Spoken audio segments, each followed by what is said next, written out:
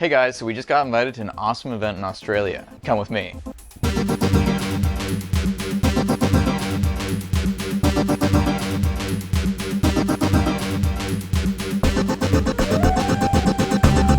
There's more. There's so many. Oh my god. Are we interrupting a gang meeting? Oh boy. It's a T-Rex. Look at him. Look at that. That's so creepy. Hey guys, we're here down under, just south of Brisbane, with Ben Sand. G'day. And we're going to be converting some cars to self-driving this weekend. So Ben flew us out all the way from Canada to participate in this event and make a video about it. So why don't you tell us a bit more about what the event is and what we're going to accomplish this weekend? You got it. Well, thanks for coming, James. Great to have you here. So what we'd really like to see is everyone in the world build robots. You know, there's a lot of talk about robots coming to take jobs, and we think the solution to that is if everyone makes a robot, then everyone's got a job, right? So that's what we're grabbing a hold of. So we've got some cars here. They're picked up for the grand sum of a few $100s. We got a few bits of mechanics together. We got about 10 people working on each car. We got 3 days, and by the end of it, they're all going to be self-driving. All right, so these are all our tools. Power tools, equipment, actuators, everything you need to kind of automate the systems of a car. We actually rip out the steering column, put in a power steering one from the wreckers. Okay. So it's a complete conversion of the car. And of course we got some more serious equipment, some oxy kits, and that kind of thing, a few welders as well. So this here is an NVIDIA Jetson TX2, and what this is really kind of a common platform for advanced sort of self-driving car, artificial intelligence type stuff. You know, like hobbyist robotics projects. Yeah. What makes them really cool is that the exact same type of technology in this goes inside a real Tesla. So same kind of CUDA cores, same kind of ARM cores. So we sort of worked on these for a while, and then Ken had the bright idea of doing some real cars, and so we just took the same sensors off the top and then scaled it up. Yeah. Awesome. Scaled it up, yeah. Alright, so that's all the tech we're going to be using. Now I guess we just have to wait for the rest of the teams to show up and start hacking. That's it. Awesome. I'm looking forward to it. Thanks, James.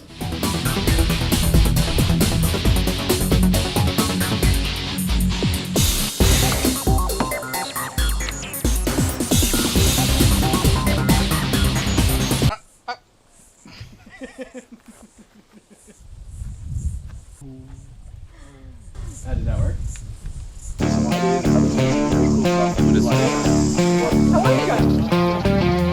The general things to note is we've done what we can to kind of help look after you, but there are serious kind of safety implications of what we're doing. The barriers that you're standing next to are rated to 40 kilometers an hour. They're not all filled, so that's apparently going to be fixed in 20 minutes. Everything that we do is going to be BSD licensed or Creative Commons as applicable, so you're all free to do whatever you want with it. That means anything that you bring here, any code or diagrams or stuff that you bring here, that you develop here, is now for everyone here to do, and everyone else in the world to do whatever they want with. Safety is like the biggest concern I have with all of you. Most of you probably, from what I could tell, hadn't used many power tools before.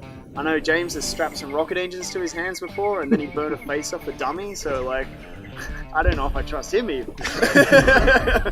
But so we've got gloves, we've got safety glasses, and you've got earplugs, and you all should be wearing covered footwear the whole time.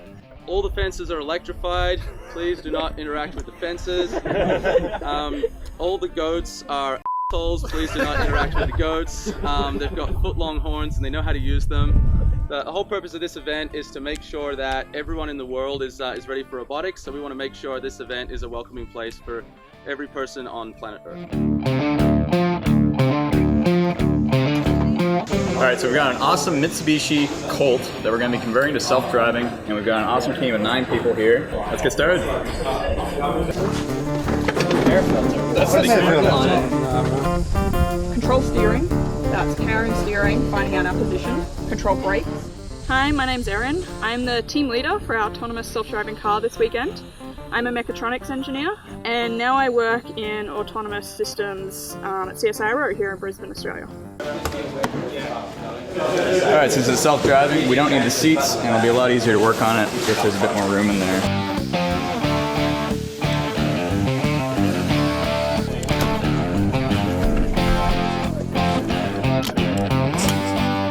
Can your chair do this? Alright. It's even got the original repair manual. Oh wow. What year is this one? I think this is an 84.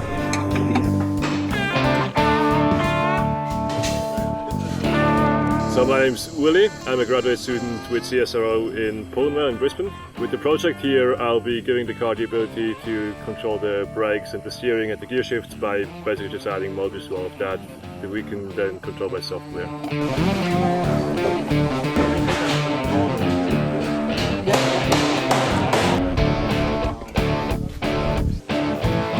I'm Boaz. At the moment I'm a project engineer at Chalmers University, and today I'm working on the electronics and integrating all of our motors with our Arduino. Alright, so we're just making the main 12-volt power line that goes from the battery in the car into the back seat, where we'll tee off for all electronics. We've got some battery lugs and some nice silicone wire. This will be mounted on the back of the car in case the car goes rogue. Someone will have to chase the car and hit that button.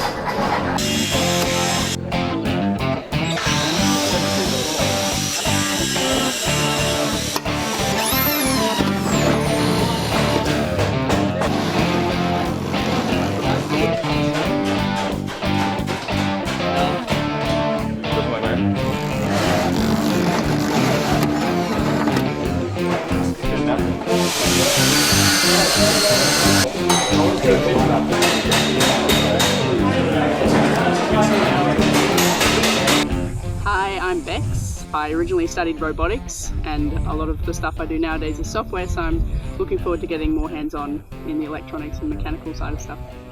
Whether we cut these off and do a ring terminals, they've got heavy duty ring terminals, they've got little ring terminals. Yeah. So this little... Oh, you're right. G'day, my name's Thomas. I'm a QUT student studying mechatronics, and at the moment we're working on some of the mechanical aspects of the build. In the passenger footwell, that's powering everything, what are the relays? They're just for the ignition, hey? Yep, they go... So we only need one for the ignition, is that right? Yeah, and I think the power just goes straight. I'm Tarrant. I'm a student at UTS in Sydney. I've been on the Formula student team there for 3 years now, and today I'm working on the electronics and wiring of the car.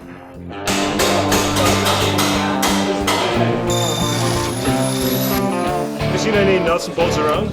No, we'll have to find some. Oh shit, switch. Hey, I'm James Hobson, and wait, why am I doing this interview? The oh shit switch works, so we just need to hook up to the Arduino, and we've got an emergency off.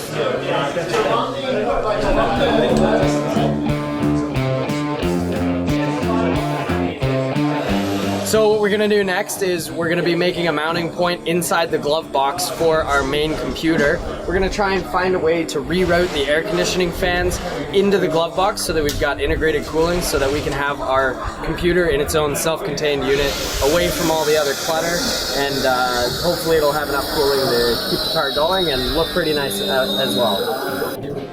But so how this works? It's already got resistors and shit on there.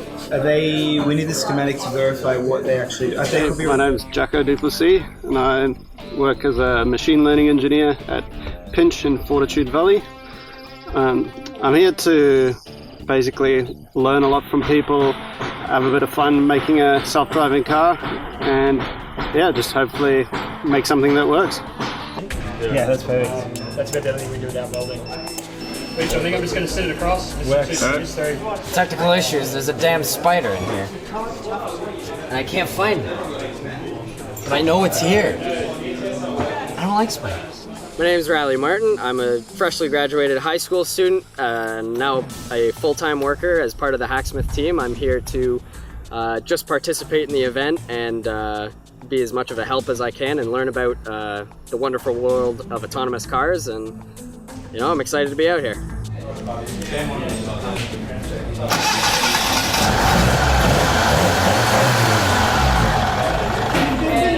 Perfect. Nice. She works. Alright, so we're about halfway through day one of the self-driving car build, and it's going pretty good. I say mechanically we're almost about 50% done. This, I'm standing on a mantle. Leave that in the video. And that's how you dance. Where was I? So we're about 50% done the mechanical build. Now, to actually steer the vehicle, In our remote control Baja build, we actually used a windshield wiper motor coupled to the steering column. But in this case, what they did was they've actually gotten us a whole bunch of new steering columns from, I believe, Toyota Corollas and Mazda 3s. And new steering columns actually have power steering with a motor built in. Now the tricky part is, it's a different car company, and this car is, I think, 1984. So hopefully by the end of day today, we'll have all the hardware stuff done, all the actuators mounted, and tomorrow will just be a matter of finishing up the software and then taking it for a rip. Don't need that anymore. It's self-driving, we don't need these anymore either.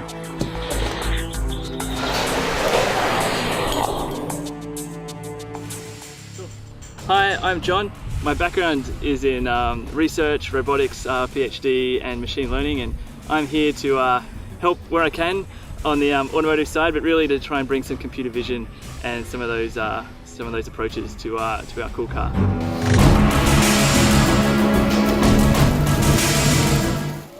The ability to pick up a piece off a chessboard, a 2-year-old kid could do that, and you would struggle to have a robot system today that could do that reliably. The lead robotics advisor this weekend is Peter Cork, who's a distinguished professor at the Queensland University of Technology, and his online robotics classes have reached over 90,000 students. His goal is to bring robotics education to the entire world. So we run a YouTube channel called The Hacksmith, and our main goal is to inspire kids around the world into STEM fields. There is a market out there for, or a need out there for people to learn about these more advanced robotic concepts. You consider that for primary school students and high school students, there's a ton of stuff. Legos, Robocopters, the next step is all that. And that's good, and it certainly is encouraging and very motivating, but to my mind it's more experimental than principled.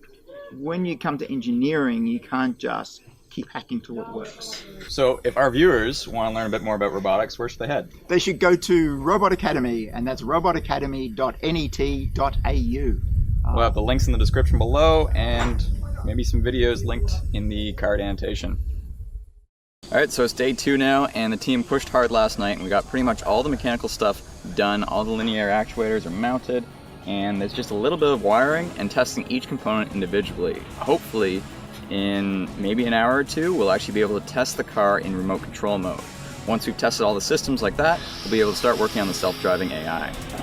Alright, since we're going for a Mad Max theme and we don't have the doors anymore, I'm just going to remove these sensors here, which turn the lights on when the doors are open. And we don't want that because it's just going to kill the battery, especially if we do some testing without the engine running. The nice thing is, the switch literally just grounds the frame. Literally, you unplug it, and the switch doesn't work. Certain like functions that interact with each other, that's all being sorted, right? So we'll always be able to just switch stuff out. I don't know how to code.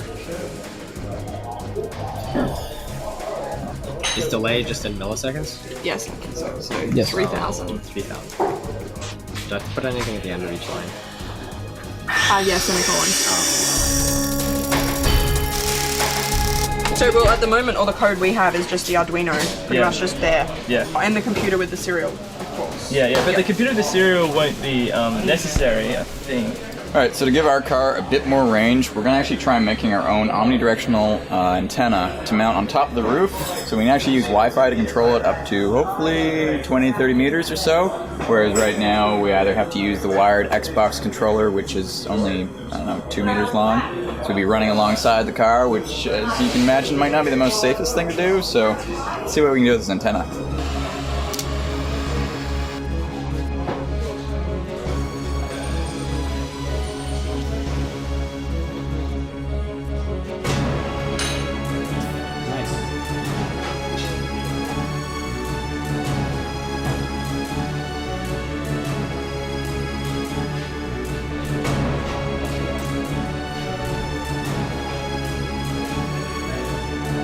Alright, so we've got our makeshift omnidirectional Wi-Fi antenna right here, hooked up to a standard router. And now we're going to test it out and see what kind of range we get. So let's go take a walk. James, you need to connect it first. Def car. Alright, let's go. It's dropping off a bit now. We're down to 80% strength. This is pretty far away. Can't even see it from here. Lower. Left. Stop. A bit higher. Left, left, left, left, left, left, left, left. A bit, just a bit more. Stop. There we go. You're pointing right at it. Doesn't seem like I'm pointing at it. No, you're there. You're there. You're good.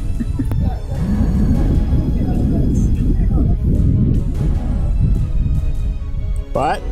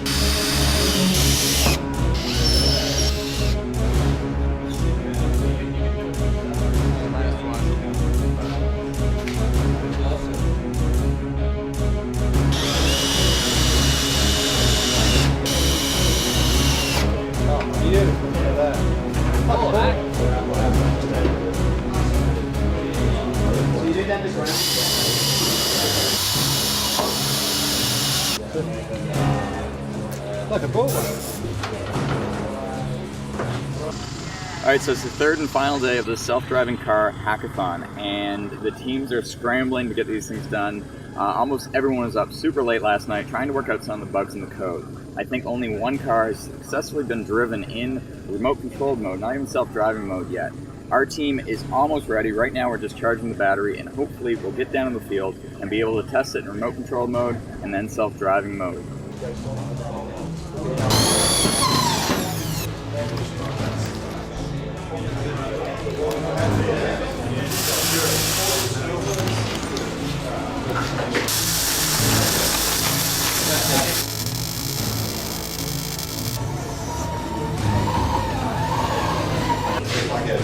Oh, hi. One more?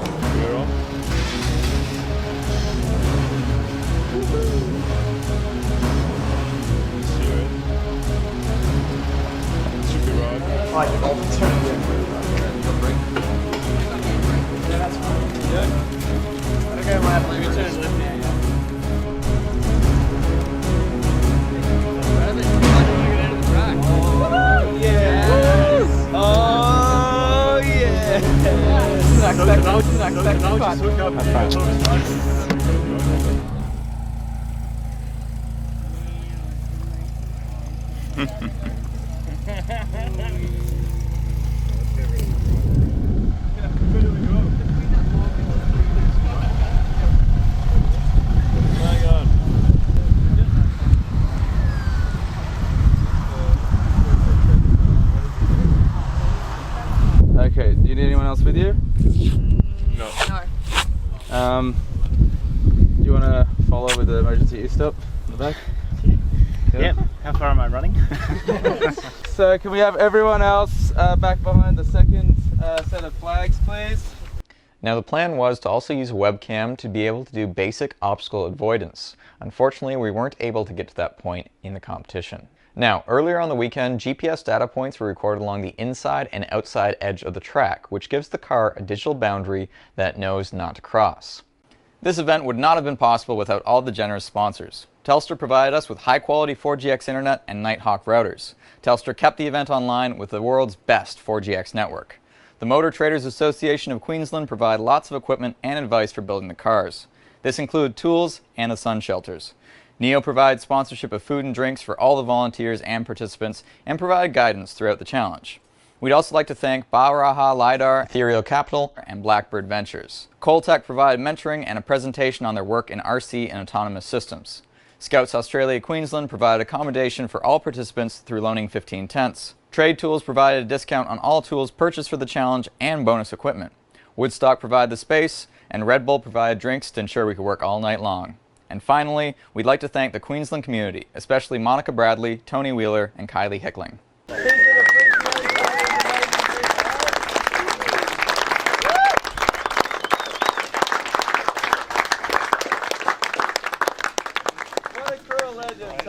we've got this amazing trophy that Alex has cooked up.